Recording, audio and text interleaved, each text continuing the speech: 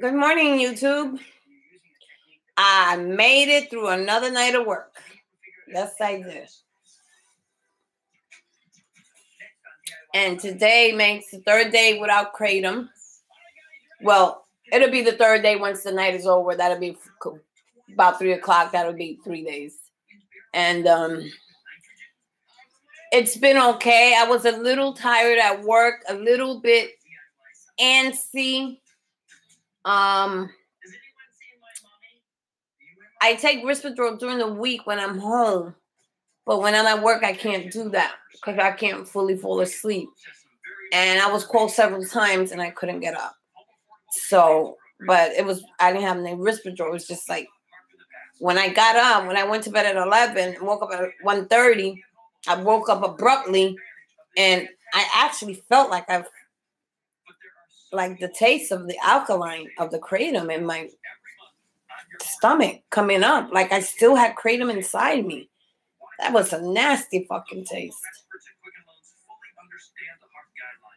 Was very jittery. The legs started bugging out on me. I was back and forth with the legs, kicking, going this way, going that way, till eventually I said, I got to get the hell up out this couch because I ain't doing nothing but fighting a war that I can't win right now. So I got up and I reached for my CBD oil, which I did 2 nice little ones.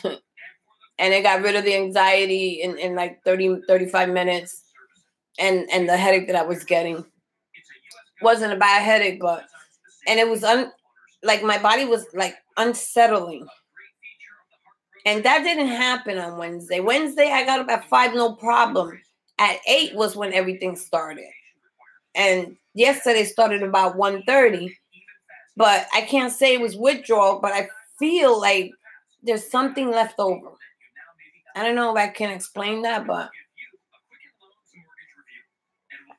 the only reason that I feel it is because I don't take Risperdal when I'm at work because I have to be up. But when I'm at home, I take it and I sleep all through that, I guess, little uncomfortness shit that I be going through. So, there's a big difference. So I think I still got a little ways to go. But as far as like serious withdrawals, no, I don't have them. But I still have sometimes where I feel like uneasy inside. Like, I wish I had a Risperdal. If I did, I would just slept it right through and woke up with no problem, no nothing.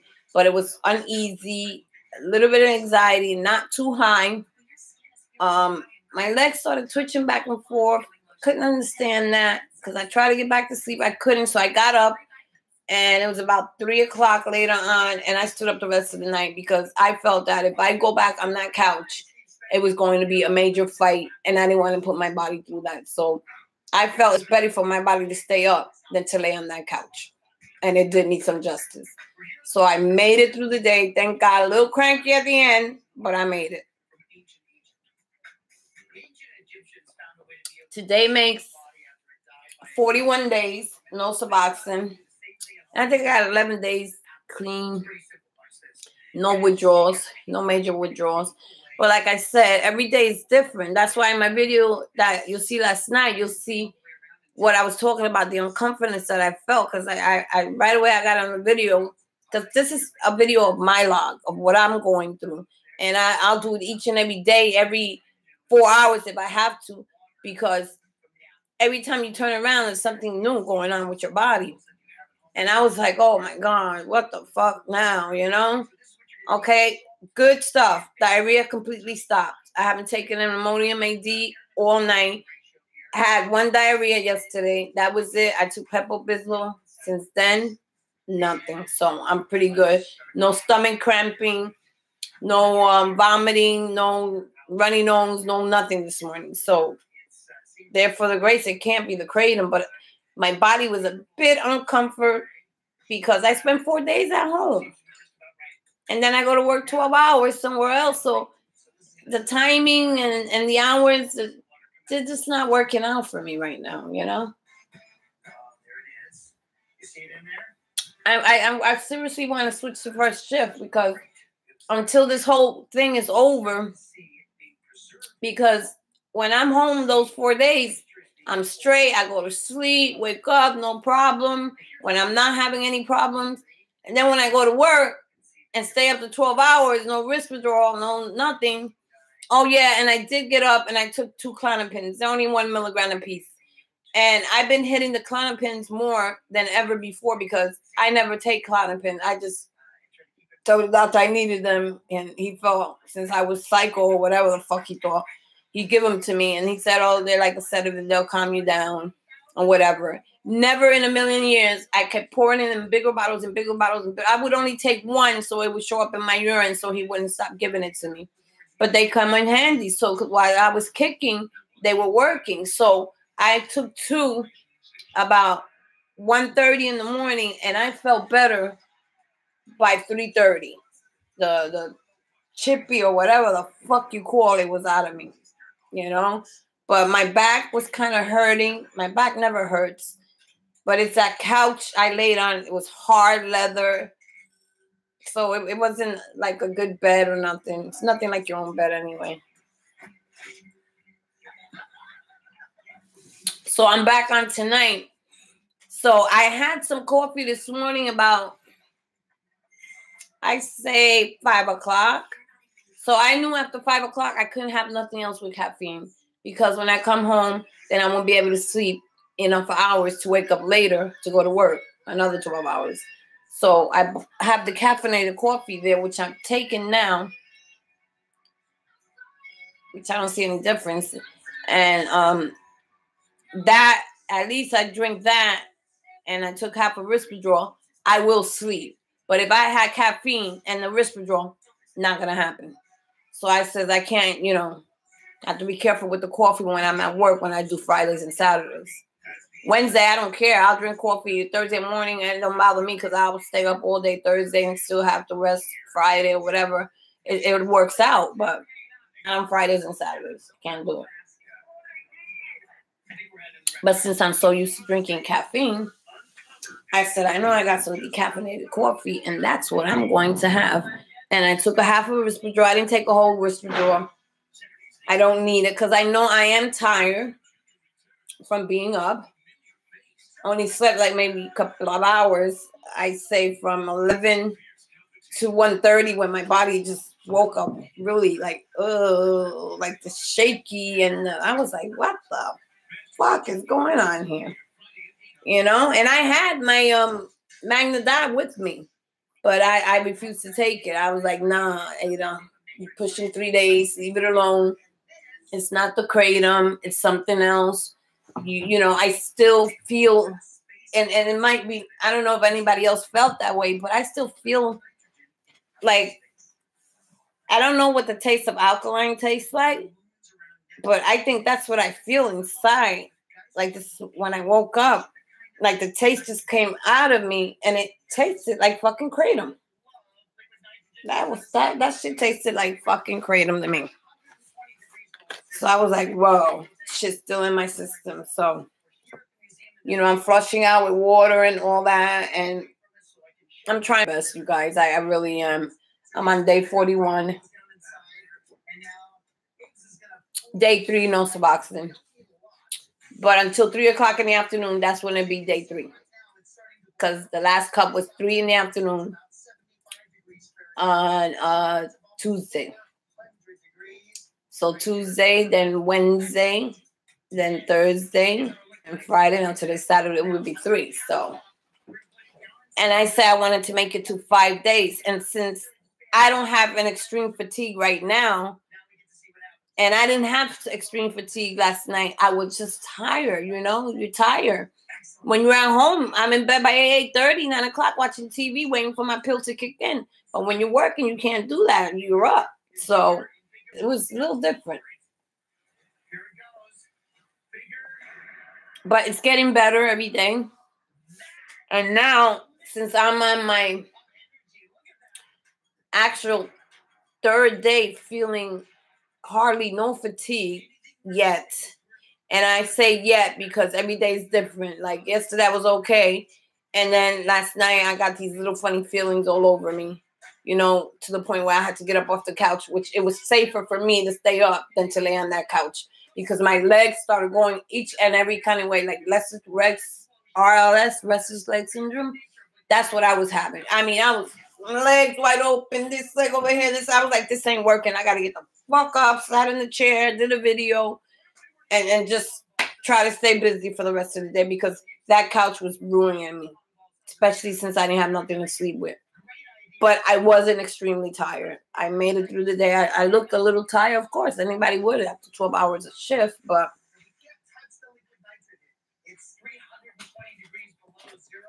I made it through the day. And of course, I'm drinking that coffee. It's decaffeinated, and I took my half a risperidol only because I only plan to sleep several hours, not the whole day. If I take the whole thing, I probably won't get up to 6 or 7 o'clock in the evening, and that can be. The risperidol helped me get my sleep on. Once I start getting my sleep on, I'm good. You know? I made this video while I drink my coffee, and then I'm going to lay down and hopefully be able to sleep. I should be able to because my last cup of caffeine was at 5, 6, 7, 8, 9. That should be pretty much gone. Now I'm doing caffeine free with the risperidol. That'll kick in maybe 9, 10, 10:30. I give it an hour and a half. But since I've been clean, it's been less than that, like 30 minutes, I'm out. So let's see if the other caffeine didn't interrupt this decaf here. And hopefully they'll just bind together and I'll be able to sleep. I don't anticipate, I'm not even going to say the word anticipate. I hope I don't wake up feeling shitty or anything like that. But right now, as far as all those symptoms I was having Wednesday, they're completely gone. Stomach is still a little bit upset, but not to the point where, you know, I was struggling. I was really struggling.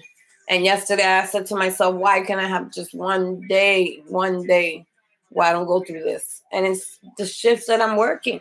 They're different when you're trying to recover. I'd rather do first shift, 12 hours a day, than night shift. At least during the 12 hours in the day, you up and you can do your thing. You come home, you take your pill, you go to sleep, you get up, you go to work. But that other shift,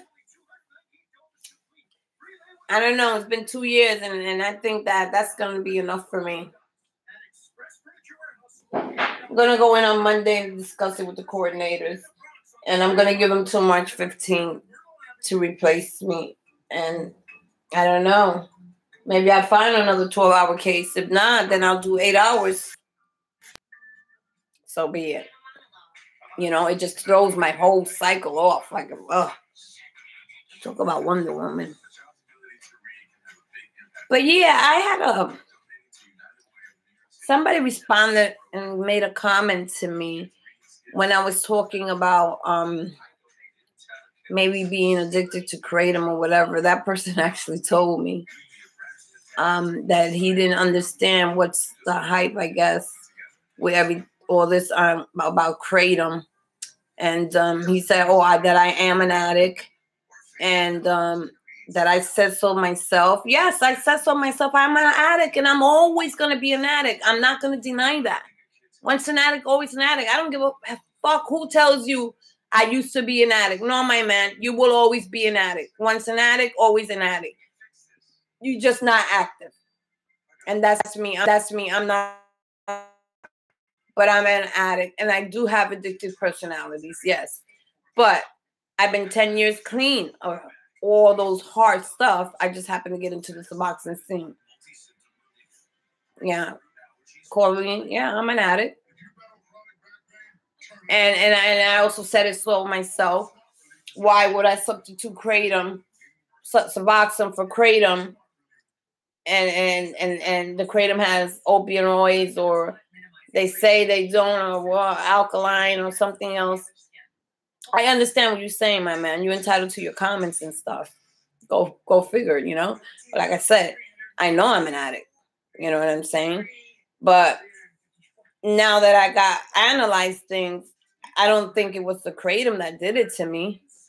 But I do feel the kratom sometime coming up. I feel the kratom like when I drink it, and it's like acid reflux. I feel when I do that, I feel the kratom. I was like, why I feel like taste kratom in my mouth, from my stomach coming up to my mouth. That's when I was like, what the fuck is that? But it is what it is. And I saw a video where a guy says he's on day 60 and he's still going through it. Oh boy. I'm on day 41. And I don't want to. I mean, if I get to 60, all well and good, but I don't want to still keep suffering. But I know that every day is a different change for me. I'm not always going to wake up fantastic. But as long as I'm able to sleep and not feel any withdrawals, I'm okay. The mental stuff, that I have to deal with myself. I got antidepressants for that.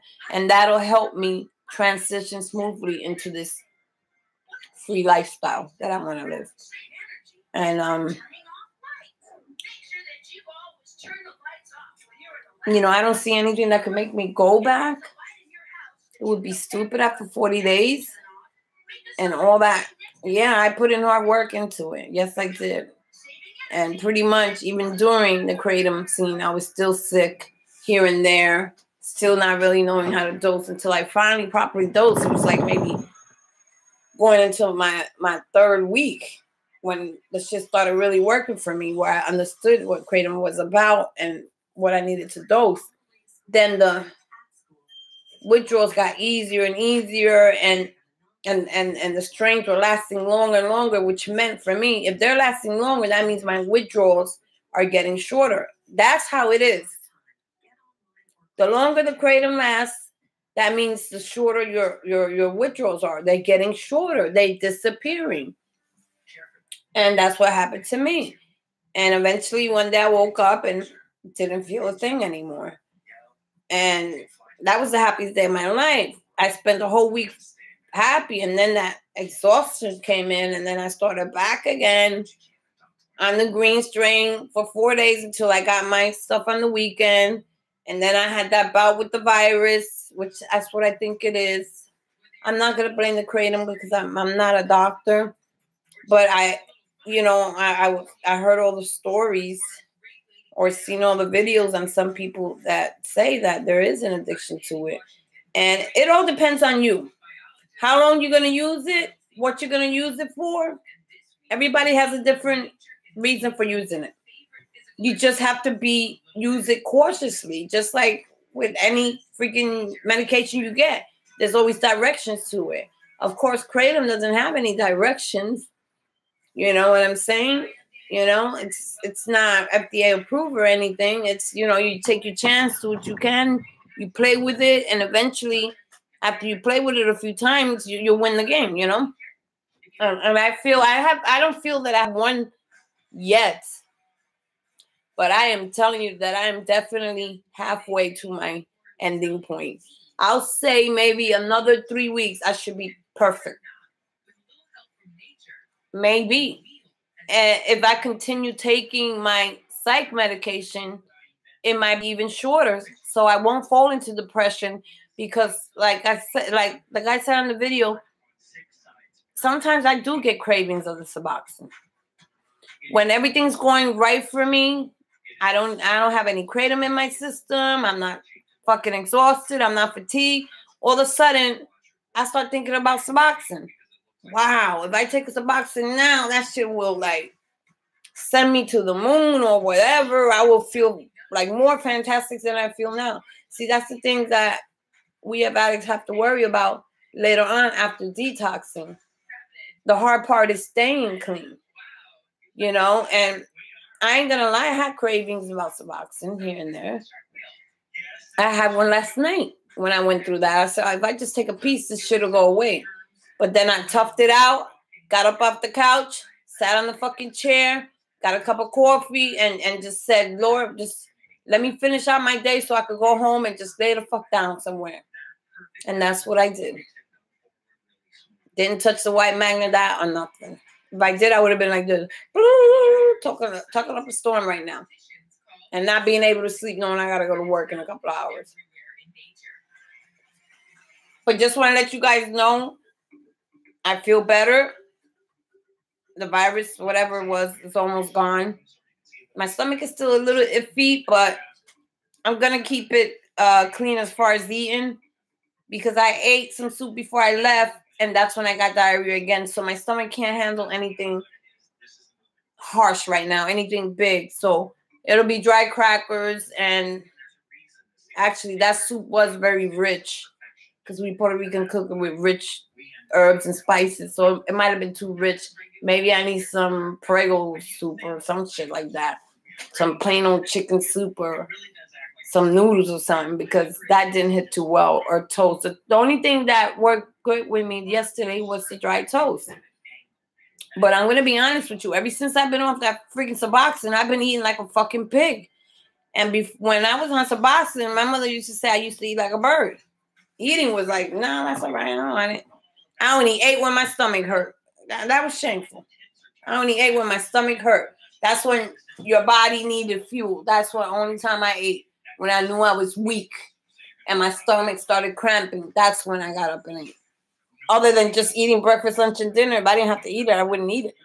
The only time I would eat it was when I would get really hungry to the point where it hurted. But now it's like, oh my God. I order Chinese food. I'm not big on that. I go to Burger King. I ain't big on that. It's like I'm hungry all the fucking time. So I'm going to see where this takes me. And I want you guys to have a great morning. Because I'm going to lay down now and let nature take its course. Of course, with a little bit of help. And just want to thank anybody who's ever listening. But like I said, this is for me. So I could backtrack a year from now and see what the fuck I put myself through. Well, anyway, everybody have a good morning. And lots of sunshine. Bye.